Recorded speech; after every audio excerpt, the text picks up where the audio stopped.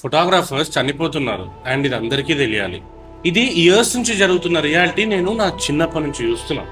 Late night travel కావచ్చు, night మొత్తం travel చేసి నెక్స్ట్ డే మార్నింగ్ వెడ్డింగ్కి వెళ్ళడం, 48 అవర్స్ 50 అవర్స్ 60 అవర్స్ కంటిన్యూస్గా వర్క్ చేయడం, టైంకి ఫుడ్ స్కిప్ చేయడం, ఫీవర్ వచ్చినా సరే కెమెరా పట్టుకోవడం. ఈ ఇండస్ట్రీలో చాలా మంది ఫోటోగ్రాఫర్స్ స్లోగా బ్రేక్ అయిపోతున్నారు.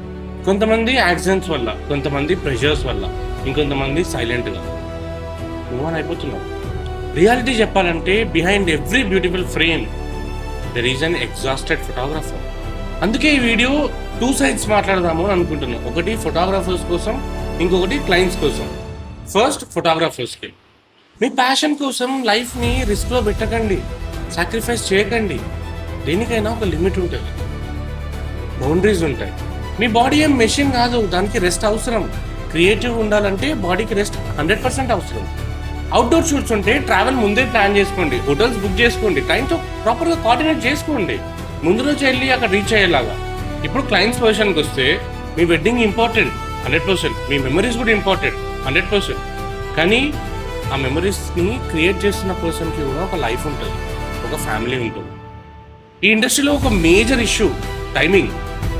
ప్రతి ఫోటోగ్రఫర్ కంప్లైంట్ చేసే ఒక మేజర్ ఇష్యూ టైమింగ్.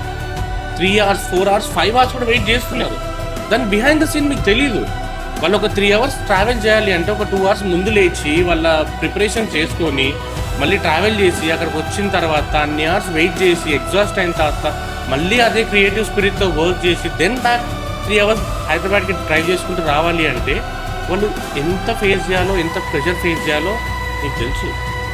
కానీ ఆ ప్రెషర్ వల్ల ఫోటోగ్రాఫర్ మెంటల్లీ ఫిజికల్లీ చాలా డ్రైన్ అయిపోతాడు. బయటికి నవ్వుతున్నా లోపల ఎగ్జాస్టెడ్ ఉంటాడు.